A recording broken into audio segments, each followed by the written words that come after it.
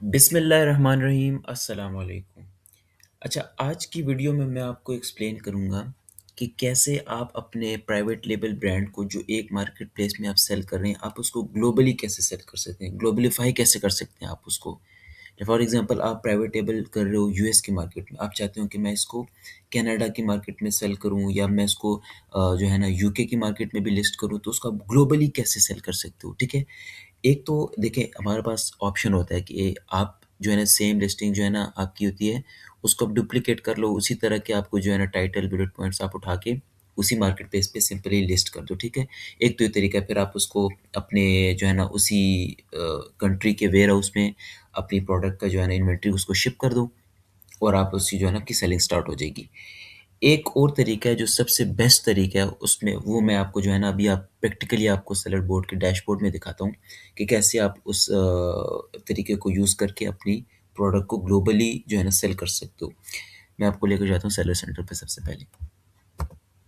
अच्छा जी, सबसे पास आपके पास यूएस की जो है ना वो होने चाहिए, सेलर सेंट्रल होना चाहिए, आपके पास एलएलसी होनी चाहिए, ताकि आप यूएस की मार्केट में आप प्राइवेट लेबल कर रहे हो, तो आप ऑलरेडी यूएस में सेल कर रहे हो, ठीक है। अब आप चाहते हो कि यार मैं, क्योंकि यूएस और कनाडा बिल्कुल बॉर्डर के मतलब बिल्कुल आस-पास हैं, तो उसपे क्या होता है कि अगर आप यूएस की मोस्टली प्रोडक्ट्स जो है ना वो कनाडा में भी ऑलमोस्ट अच्छी सेल हो रही होती है, ठीक है। उसके मुकाबले में कम ही होती हैं, लेकिन ये है कि मोस्ट ऑफ द प्रोडक्ट्स जो होती है 80-90% प्रोडक्ट्स जो आपका कीवर्ड होता है, अगर आप उसको कनाडा मार्केट में भी सर्च करोगे तो वहाँ पर भी वो अच्छा सेल हो रहा है।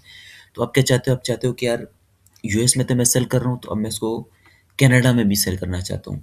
लेकिन अगर आप वहाँ पर न्यू लिस्टिंग करते हो तो आपको दोबारा वहाँ से मतलब जो है ना एक नई लिस्टिंग बनानी पड़ती है, रेटिंग्स रिव्यूज़ गेन करने पड़ते हैं, दोबारा से आपको ऑर्गेनिकली रैंक होना पड़ता है।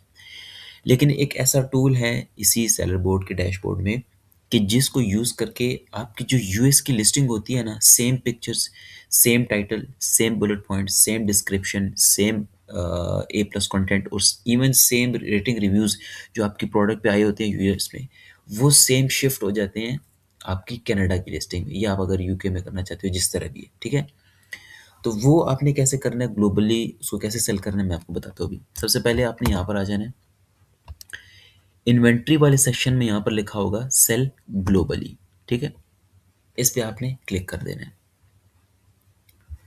फॉर एग्जांपल मैं अभी कोई प्रोडक्ट सेल सेल कर रहा हूँ, तो मैं इसको कनाडा की मार्केट में भी सेल करना चाहता हूँ, तो ये देखिए यहाँ पर आप आएंगे ना, यहाँ पर आपको लिखा होगा, एक टूल का नाम है बिल्ड इंटरनेशनल लिस्टिंग्स, BIL, ठीक है। आपने इस पे क्लिक कर देना है। ये सबसे जो है ना अच्छा तरीका है, आप अपनी प्रोडक्ट को डुप्लीकेट करके या उसी को कॉपी पेस्ट करके दूसरी कंट्री में आप जो है ना सेलिंग स्टार्ट कर सकते हो। गेट स्टार्टेड पे आएंगे तो आपका स्टार्ट हो जाएगा। अच्छा, यहाँ पर एक चीज़ समझने वाली है। अब यहाँ पर देखिए लिखा हुआ है सोर्स मार्केट प्लेस, ठीक है, और दूसरा लिखा हुआ है टारगेट मार्केट प्लेस। अब इसका क्या मकसद है, क्या मतलब है? सोर्स मार्केट प्लेस का मतलब है कि वो मार्केट प्लेस जिस पे आप ऑलरेडी सेल कर रहे हो, ठीक है, जिसके आप ऑफर्स आपकी ऑलरेडी लगी हुई हैं, आप जो है ना आपकी प्राइस सेट है, आप ऑलरेडी सेलिंग आपकी जारी है, ठीक है। तो फॉर एग्जांपल मैं यूएस में मेरी ऑलरेडी प्रोडक्ट सेल हो रही है, तो जो ऑलरेडी प्रोडक्ट सेल हो रही है जिस मार्केट प्लेस पे ना, वो आपने सोर्स मार्केट प्लेस पे इंक्लूड करना है, ठीक हो गया। अब जब आप जिस मार्केट प्लेस को टारगेट करना चाहते हो, ठीक है, फॉर एग्जांपल मैं चाहता हूँ कि यार मैं कनाडा मार्केट प्लेस में अब इसको जो है ना सेल करना चाहता हूँ, तो आपने क्या करना है, टारगेट मार्केट प्लेस में आपने वो वाली मार्केट प्लेस सेलेक्ट कर देनी है। आप फ्रांस में करना चाहते हो फ्रांस सेलेक्ट कर लोगे, अब यूके करना चाहते हो यूके कर लोगे, ठीक है। मैं सिर्फ इसको कनाडा में सेल करना चाहता हूँ, तो मैं क्या करूँगा, सोर्स मार्केट प्लेस मेरी वो मार्केट प्लेस होगी जहाँ पर मैं ऑलरेडी सेल कर कर रहा हूँ, विच इज़ यूएसए। अब टारगेट मार्केट प्लेस में है जिसको मैं टारगेट करना चाहता हूँ कि यार इस मार्केट प्लेस में भी मैं इसको सेल करना चाहता हूँ, ठीक है। तो टारगेट मार्केट प्लेस में मैं कनाडा सेलेक्ट कर लूँगा, फिर यहाँ पर मैं क्या करूँगा, कंटिन्यू कर दूँगा। अच्छा, उसके बाद यहाँ पर मुझे कुछ ऑफर्स लगानी पड़ेंगी। क्या ऑफर्स लगानी पड़ेंगी मैं आपको समझाता हूँ। यहाँ पर देखिए फुलफिलमेंट मेथड कौन सा यूज़ करना है, ऑब्वियसली हम FBA यूज़ करते हैं। अच्छा, कंडीशन कौन सी यूज़ करनी है, हम न्यू प्रोडक्ट बेच रहे हैं, कोई मतलब जो है ना पुरानी प्रोडक्ट तो नहीं बेच रहे, तो हम ये करते हैं इसको न्यू कर लेते हैं, ओके। इसको हम कंटिन्यू कर देते हैं नेक्स्ट सेक्शन पे। अच्छा, उसके बाद ये क्या करें, क्योंकि ज़ाहिर-सी बात है कनाडा का जो डॉलर है वो यूएसडी से थोड़ा जो है ना वो सस्ता है। कनाडा का यूएस का $1 जो है ना कनाडा के 1.4, मतलब ऑलमोस्ट थोड़ा ज़्यादा डिफरेंस नहीं है, 40 सेंट ही वो जो है ना उससे कम है। यहाँ पर आपको मुझे कह रहा है कि भाई सेल प्राइस या आपकी जो लिस्ट प्राइस है वो आप जो रखनी है वो भी आपने ये सेम कर देना है। अच्छा, यहाँ पे आपको ऑप्शंस दे रहा है परसेंटेज के हवाले से आपकी कौन सी प्राइस रखनी है, आपने या कोई सेल लगानी है। यहाँ पर लिखा हुआ है same as the source market place, जो आपने वही मार्केट प्लेस की ऑलरेडी जो सोर्स मार्केट प्लेस है आपकी यूएसए वही सेम करना चाहते हैं। फॉर एग्जाम्पल यहाँ पर हम वैसे 5% लगा देते हैं, ठीक है। टैक्स हवाले से ये बातें कर रहे हैं, इसमें आपने इसको एज इट इज़ करके कंटिन्यू कर देना है। ओके, उसके बाद यहाँ पर देखिए ये हमें बता रहा है कि भई हमने आपकी जो सेटिंग्स दी है, जो प्राइस रेगुलेशन था, आप यहाँ पर उसको दोबारा भी देख सकते हैं कि क्या-क्या थी, ठीक है। इसको मैंने यूँ किया था, ऑफ़र टाइप में मैंने जो है ना ये सिलेक्ट किया था। उसके बाद मैंने कौन-सी मार्केट प्लेस था वो ये सिलेक्ट किया था, तो ये पहला स्टेप था। उसके बाद ये सेकंड स्टेप एक सेकंड दोबारा इसको सिलेक्ट कर लेते हैं। कंटिन्यू करके हम सेकंड स्टेप पे आ जाएँगे, ठीक है। उसको कंटिन्यू करने के थर्ड स्टेप आ जाएगा। थर्ड स्टेप में करने के बाद हमारे पास आ जाएगा कि ये आप इसको फाइनली एक दफ़ा चेक कर लो, ठीक है। दोबारा एक दफ़ा देखिए कि भाई टारगेट प्लेस हमारी कौन-सी है, कनाडा की मार्केट प्लेस है। ऑफ़र्स हमने कौन सेलेक्ट किए कि भई हम एफबीए करना चाहते हैं, फुलफिलमेंट बाय अमेज़न करना चाहते हैं और हम न्यू कंडीशन में अपनी प्रोडक्ट को सेल करना चाहते हैं। प्राइसिंग के रूल को वो बता रहा है कि भई प्राइस सिंक्रोनाइज़ेशन क्या है, आपकी list price and sale price भी वही सेम है जो आपकी यूएस में, ठीक है। FBI listing 5% above the source market adjusted, मतलब जो है ना मेरी जो प्राइसिंग होगी ना वो 5% ज़्यादा होगी यूएस मार्केट प्लेस के मुकाबले में, क्योंकि डॉलर वहाँ पर कैनेडियन थोड़ा सा जो है ना सस्ता है, तो इसलिए मैंने 5% यहाँ पर लिख दिया। करेंसी एक्सचेंज रेट भी उन्होंने आपको दिखा दिया, ठीक है जी। एक डॉलर जो है यूएस डॉलर जो है वो कैनेडियन 1.40 सेंट के बराबर, मतलब 40 सेंट जो है ना वो सस्ता है कैनेडियन डॉलर। आपने यहाँ पर देख लेना कि भाई सारी चीज़ें ओके, रिव्यू योर सेटिंग पे करके, ठीक है। अगर ये सारी चीज़ें ठीक होती हैं उसके बाद आपने क्या करना है, कंटिन्यू कर देना है। और यहाँ पर आपको create agree and create offers आएगा। जब आप इस पे क्लिक कर देंगे तो आपकी लिस्टिंग जो है ना वो उस मार्केट प्लेस पे हो जाएगी। आपने कम से कम वो अमेज़न को ईमेल कर देगा, ठीक है। तो अभी फ़िलहाल तो मैं करना नहीं चाहता, मैं इसको कैंसल कर दूँगा, लेकिन आपने करना हो तो आप इसको एग्री कर देंगे।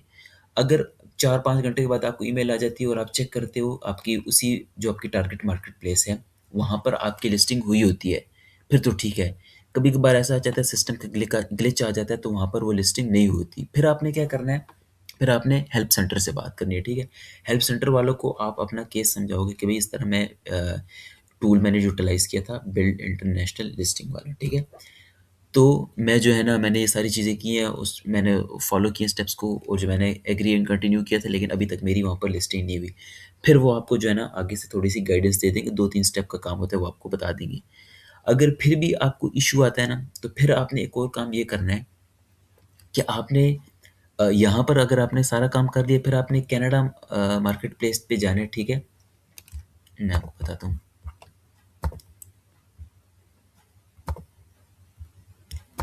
आपने क्या करना है, कनाडा मार्केट प्लेस पे आ जाना है, ठीक है? और यहाँ पर आपने सेम जब हम नॉर्मल लिस्टिंग जो करते हैं ना ऐड प्रोडक्ट पे जाके, आपने अभी फिर यहाँ पर मेरे पास एक्सेस नहीं है, आपने ऐड प्रोडक्ट पे जाना है, ठीक है? और आपने जब लिस्टिंग करनी है ना, तो वहाँ पर आपने एक चीज़ नोटिस की होगी, मैं आपको यहाँ पर दिखा देता हूँ प्रैक्टिकली।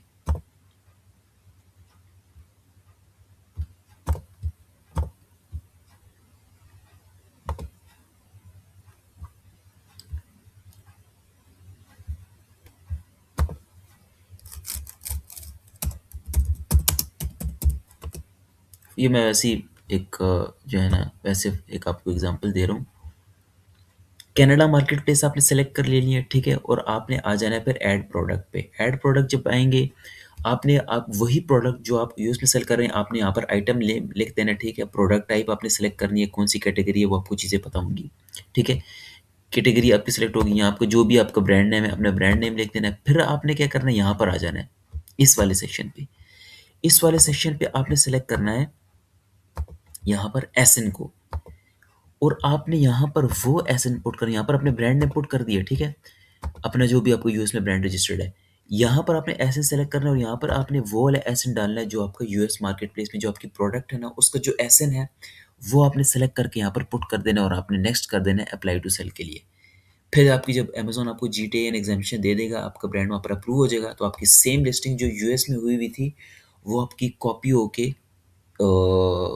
कनाडा मार्केट पे शिफ्ट हो जाए कि जो भी आपकी pictures, bullet points, ratings, reviews सब एग्ज़ैक्टली सेम टू सेम आपकी प्रोडक्ट जो है ना वो कनाडा मार्केट प्लेस पे लिस्ट हो जाएगी, ठीक है? तो ये सबसे एक बेहतरीन तरीका है अपनी प्रोडक्ट को ग्लोबलाइज़ करने का, ग्लोबली सेल करने का और इस टूल को यूटिलाइज़ करने का। तो आई होप आप लोगों को चीज़ समझ आई होगी। फिर भी अगर नहीं हो तो आप कमेंट सेक्शन में भी पूछ सकते हैं और हमारी टीम से भी राब्ता कर सकते हैं।